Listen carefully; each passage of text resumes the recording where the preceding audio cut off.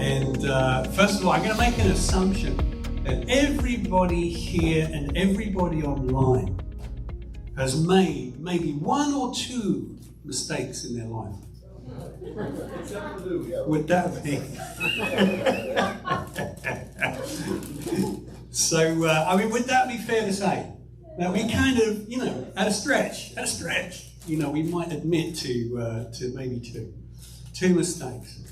And, if you've ever faced a difficult situation, ever faced a difficult trial, a difficult situation or something like that, and you tried to figure it out, you've summoned all of that humongous intellect of yours and the wisdom that you have acquired through the ages and applied it to the situation only to make it worse than what the situation was originally. And, if you have, then you're probably a really good company, because I think we could probably all, testify of at least one situation that we've made worse by trying to make it better. Have you ever tried to find a shortcut for anything, only to find out it led to a dead end? All right? And actually it ended up being a long cut, not a shortcut. Well, I've done that more times than I care to mention. Usually when I'm in the car with Becky and she's navigating, but that's a different story. The Bible has some ancient wisdom for you. This comes from Proverbs 3, verse 5 to 8. It says, "Trust in the Lord with all your heart, and lean not on your own understanding. But in all your ways submit to him, and he will make your paths straight. Do not be wise in your own eyes, but fear the Lord and shun evil. For this will bring health to your body and nourishment to your bones." The truth is that we are all wiser in our own eyes than we probably should be. Isn't that right? Yeah. Well, I think we all think of ourselves a little more highly than we ought, as the scripture says. And we've definitely lent more on our own understanding. And we've tried to help God out, haven't we? We try to help him out sometimes, right? When he's not working quick enough, when he's not working fast enough, when it comes to the 11th hour and we think, God, you're late. So we try to give him a helping hand. Well, what thing that I've found out over the years is that God's really not that interested in how smart I think I am. Yeah. He really isn't. He's not too impressed with my intellect or anything else like that. What God happens to be interested in is that he's looking to see whether or not I can trust him. He's looking to see whether he can trust me with the things that he's entrusted to me and to follow his ways. Well, there's a character in the Bible that I guess had the same kind of issues that we face, because things fundamentally haven't changed much, in several millennia. And there's this character in the Bible who starts out trusting God, but rather than continuing to trust in God's ways, he thinks that he can work it out in his own strength. And we find that as we read this story that he actually blows it, and he blows it big time. But rather than giving up, he learns from his mistakes.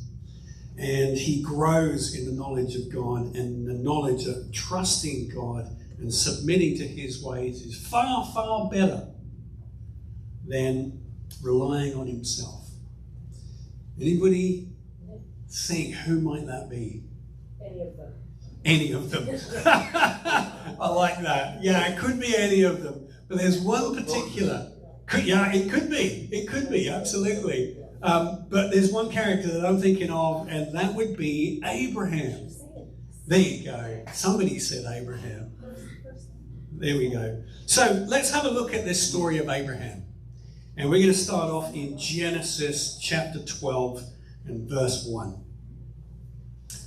The Lord said to Abram, "Go from your country, your people, and your father's household to the land that I will show you." Now, Genesis 12 this is where we find Abram is called by God. God visits Abraham and he speaks to him and he calls him out. And this is what he says to him. Go, leave everything that you know. Leave your father's household, all that, right? And go to this place that I'm going to tell you. Right? And this was the call of Abraham. And then he gives him a whole bunch of promises that go along with that. And so God chooses Abraham from all the peoples in the earth. And all these people that he calls Abraham out, and he calls him into a very special relationship with himself. In fact, he calls Abraham out to be a partner with God because God's got a plan. He's got a plan to bless the whole earth. All the nations of the earth will be blessed through Abraham. So he calls him into this partnership. Now, when he says, leave your father's household, when we read that, right, as 21st century Westerners, we kind of think, oh yeah, that's no big deal, right? We all do that, don't we? We all leave our parents' place and we go out and we find some work and maybe we get married and then we start our own family. And so this is kind of how we do things. So it's not really a big deal in our culture. And so when we read this, we kind of just skim straight over that. But in the ancient Near East, when Abram was around, this was a really big deal. This was a much, much bigger deal than we would necessarily give it credit for. See, Abram belonged to a patriarchal culture. The patriarchal culture meant that there was a head of a household, and the head of the household would have responsibility to look after everybody in the household. So not just his wife or wives, if that was the case, but also his children, his slaves or servants, and all those that belong to the household, plus all the animals and everything else which they collected and accrued. And you would have brothers and sisters and aunts and uncles and all that all belonged to this patriarchal family. So it was a bit like a clan, right? So there was one head of this clan, this patriarchal clan, and they would all work together because in those days, there was no social security, right? There wasn't hospitals that you could go to. There wasn't, you couldn't, go and sign on and get, get your work insurance and stuff like that when you weren't feeling very well. There wasn't any of that in that society. The family itself was what was there that provided for you. And so to be part of a patriarchal family, to be part of a patriarchal clan, which Abraham was everything. That's your whole life. You lived, you worked for the head of the household. What you weren't belonged to the head of the household. And the head of the household made all the decisions as to how the wealth was spent and where they went and what they did. And you usually followed in the same profession as the patriarch. That's the way things work. That's how it worked. So when God finds this man, Abram, and he says to him, leave your country, leave your people and your father's household and go to a land that I'll show you. That was a big, big deal. He was telling Abraham, basically, leave everything that you know. Leave all your securities. Leave all the things that you've ever known and trusted in, including your father's household gods and all those things, and leave them all aside and come and go to a place that I'm not telling you where it is, but I'll tell you when you get there. All right? Now, did Abraham know who God was? We don't know. So here's this guy in this ancient Near Eastern culture who's been asked by this God to follow him, and he doesn't know who he is or what he's about. But he trusts him. And he goes and he does what God asks him to do. So this idea that just leaving your home, striking out on your own and finding a job or a career for yourself and then having a family with 2.4 kids and a dog and a goldfish, that's a very, very modern Western idea. That's certainly not what we read here in the scriptures. So if we follow the story that Abraham, of course, God calls Abraham and he gives him lots of promises. and says to him that he would be the father of many nations, even though his wife was barren and couldn't have children.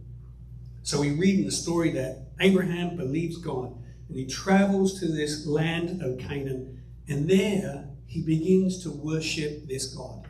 He begins to worship this God that's called him out from all the other nations and from his father's household. And things seem to be going well. They seem to be going okay. All right, it's not too bad. It's an okay kind of place. It's a little bit of a desert, but that's okay. All right, God seems to be with him and blessing him, and it's all right. Until the first test comes. And how many of you know that if you want to learn how to trust God, you're going to have to face some tests? Yeah, you're going to have to face some tests. And that's exactly what happens with Abram. So in Genesis 12 and verse 10, we read the first test.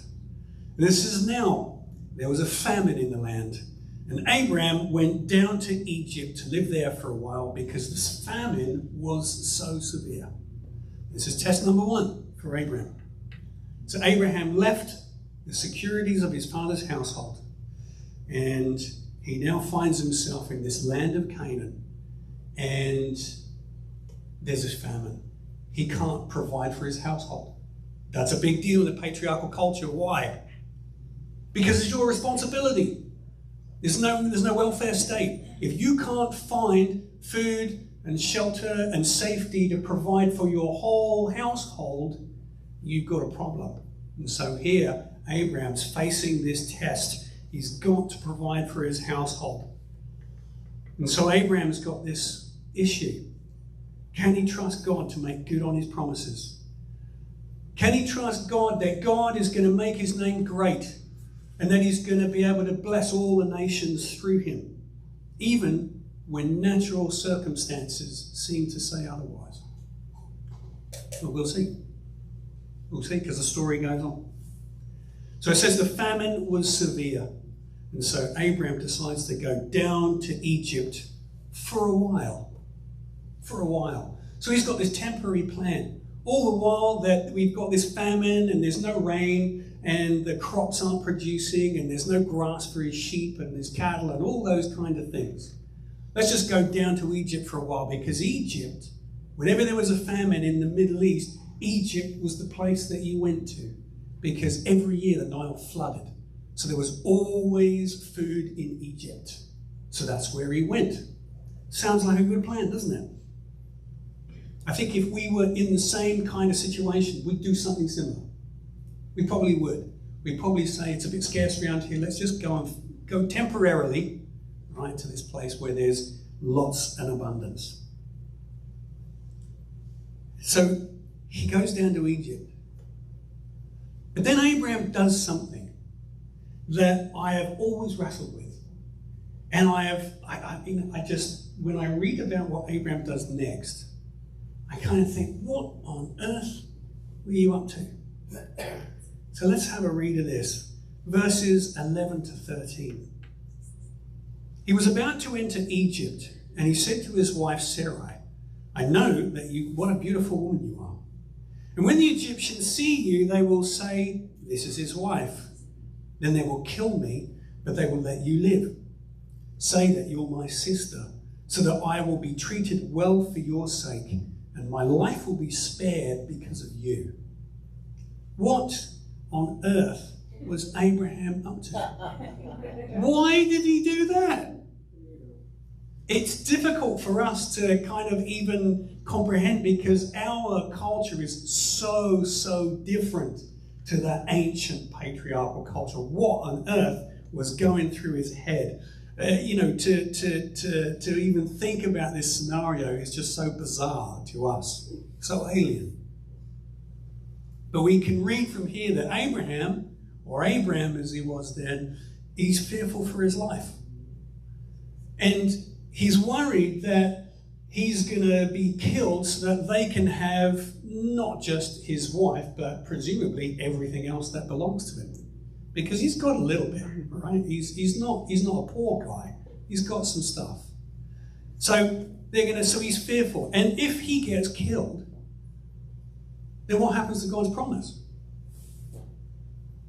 Well, if he gets killed, of course, God can't fulfill his promise. So, God needs a hand, doesn't he? So, smart old Abram, right? Because he's got it up there. He's a smart kid, right? He decides to help God out. And while he's helping God out, he decides to have a little bit of a side hustle going on at the same time. Now, Sarai, here's where the bizarreness starts. Sarai, at this stage in her life, is about 66 years old. Well, she must have been a bit of a looker, right? For him to think that the people of Egypt, right, are going to, look at Sarai, who's 66, and say, whoa, she's a bit of all right, right? Let's get rid of this bloke, right, so that we can have it for ourselves, right? Things must have been pretty different back then, right? But in a patriarchal culture, let's get back to the story, right? Stop thinking down that way, all right? In a patriarchal culture, what is Abram doing here? What is he doing when he comes up with this story? In a patriarchal culture, who do you go to when you want to marry somebody? The father. Exactly. You go to the patriarch. You go to the head of the household when you want to marry somebody. All right? Now, I'm a patriarch of my family. Let's just assume that. Things have changed. Let's just assume that I'm the patriarch of my family. Now, I've got 3 daughters. All right? Now, in a patriarchal society, when a woman gets married, she leaves her father and her mother's house, and they go and get married, and she goes and lives with her husband's family. So what happens then to the patriarch's family? He loses a daughter, right? Okay. Now, for me, I've got 3 daughters. I've got no sons. So what's in it for me? Not a lot, right? Unless somebody pays me a bridal price. Okay? So if you want to woo one of my daughters, what do you have to do? First of all, you've got to ask my permission.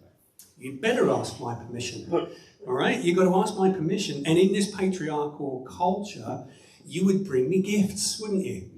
You would say, can I, 3 camels for your daughter, or something like that, right? And so you would bring me gifts, and I would receive those gifts, and then it's up to me to decide whether or not you can date my daughter or daughters, right? And if you're not wealthy enough, then, well, we'll wait for the next guy to come along. And so that's kind of how things happen in a patriarchal culture. If you want to woo a woman, then you go to the patriarch, you ask permission, you bring gifts. You're right. So Abram and Sarai concoct this plan to go down into Egypt, and Abram uses Sarai as bait to increase his wealth and his possessions. That's what he's doing. So Abraham, you see, because his wife's so beautiful, he knows that people are going to be, she's going to pique their interest. And the only way that he's going to survive this is if he says, you're my sister. And if you're my sister, then I'm the one that says whether or not you can get married. So what's Abraham really doing? He's pimping out his wife. Yes, that's exactly what Abraham's doing. So Abraham's got this plan, right, to use his wife. And Sarai's in on this because she goes along with it. This is actually what she does. She goes along with it too. And so they both decide that they're gonna do this together, that they're gonna start making sure that, she's on the market, and let everybody in Egypt know that she's available and they can come to me, they'll give us their wealth and stuff, because we're only here temporarily, right? When we've got enough stuff and the famine's over, then we'll skedaddle out of town, right, with our newfound booty, right? That's what's going on in the story here. And all that Abram has to do is to keep the suitors coming with the gifts. And it seems as though the plan's working. Seems as though the plan's working. I mean, what a brilliant, brilliant plan. Not only do we help God, right, with his plan, but we also escape the famine and we leave Egypt with a load of booty, right? What could possibly go wrong? Well, let's read verse 14 and 15. When Abraham came to Egypt, the Egyptians saw that Sarai was a very beautiful woman. And when Pharaoh's officials saw her, they praised her to Pharaoh, and she was taken into his palace. Uh-oh.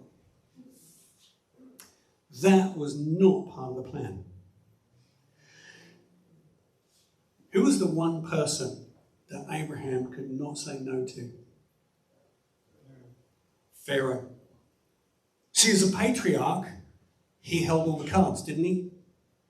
If you wanted to woo anybody in his household, you had to go through Abraham, and it was his decision. That was the culture of the day. If he said no, it was no, unless you're Pharaoh. And you can't say no to Pharaoh, can you? Nobody says no to Pharaoh. In fact, Pharaoh doesn't even woo anybody. Pharaoh just takes what Pharaoh wants, and you have to put up with the consequences. And that was not part of the plan. Abraham and Sarai never foresaw this one coming.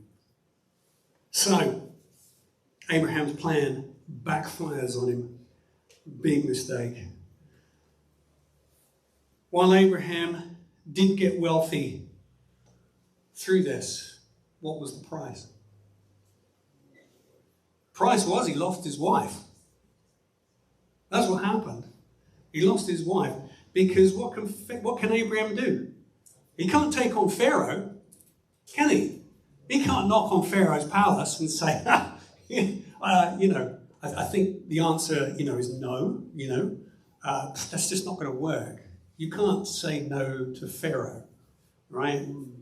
Pharaoh's just going to have his way regardless. So Abraham is now stuck between a rock and a hard place. His plans have backfired on him. In an effort to help God out by doing a little bit of wheeling and dealing on the side, Abraham has dug himself into a hole that he simply can't get himself out of. And God uses this huge mistake to teach Abraham a lesson in trust. Verses 16 to 20 says, he, that's Pharaoh, treated Abraham well for her sake, and Abraham acquired sheep and cattle and male and female donkeys, male and female servants, and camels. So she must have been really good looking, right? But the Lord inflicted serious diseases on Pharaoh and his household because of Abraham's wife Sarai. So Pharaoh summoned Abraham. What have you done to me? He says. Why didn't you tell me that she was your wife? Why did you say she is my sister so that I took her to be my wife? Now then, here is your wife. Take her and go. And Pharaoh gave orders about Abraham to his men, and they sent him on his way with his wife and everything that he had. So God steps into the middle of this mess that Abraham's caused. And he makes a way for Abraham and his whole household to escape. Where in the natural, of course, he would have no power to do so whatsoever. But that's not the end of the story. See, remember, this is a story about trust. What's Abraham learned? Has he learned to trust God? Has he learned his lesson? In chapter 13, we see Abram, the patriarch, back in the land. And we find that there's trouble between him and Lot. Lot is his nephew. And they've grown so wealthy that their cattle and their sheep and all the camels and all the other things that they had and they'd accrued in this time has grown so big that the land simply can't support them in one place. It just can't sustain them all. And so in Genesis 13 and verse 9, Abraham speaks to Lot and he says, is not the whole land before you? Let's part company. If you go to the left, I'll go to the right. And if you go to the right, I'll go to the left. Now, as we know, when we read the story, that of course that Lot then looks out over the whole land and he sees that down in the valley, right, there's lush pasture land. And so Lot, the nephew, he takes the best land for himself. What's wrong with that story?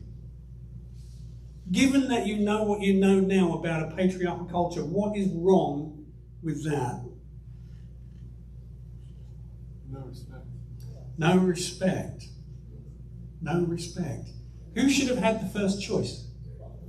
Abraham should have had the first choice. Why? Because Abraham's the patriarch. Anyone else, if this had been any other family, it would have been Abraham who made the choice as to where he was going to go, and Lot, his nephew, would have taken what's left. But we don't. We see that Abraham does something quite different to what he did before when he went down into Egypt. Instead of looking for some way to make things better for himself and line his own pockets and get more wealthy, which he could have done, he makes a choice.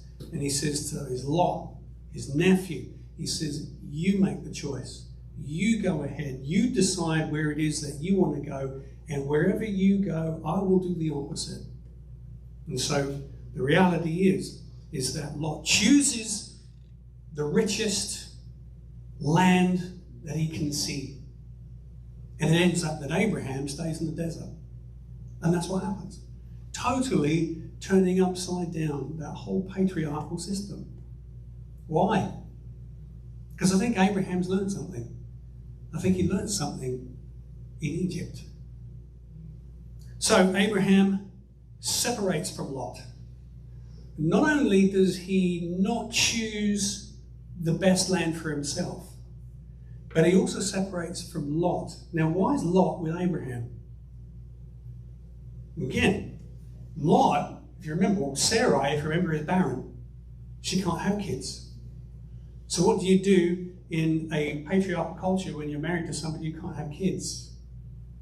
The inheritance, all that you have, goes to the next of kin, who would be Lot, be his nephew.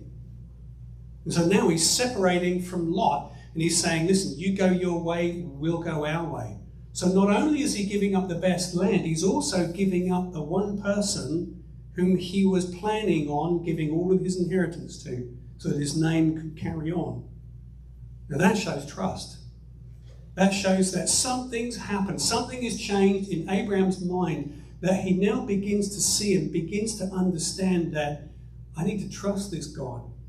I need to trust this God with my future. I need to trust him with my household. I need to trust him that when he says he will make a name for me, that I need to let him do that instead of me trying to figure it out and work it all out by myself.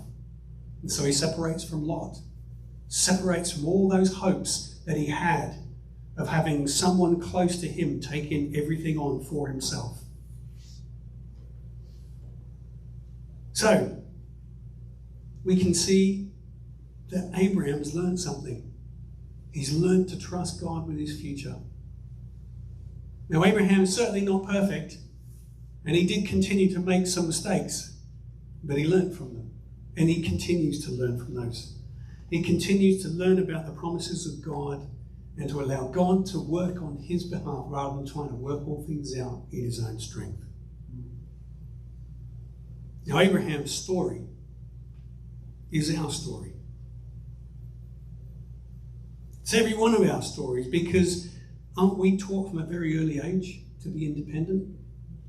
Aren't we taught that we should trust nobody?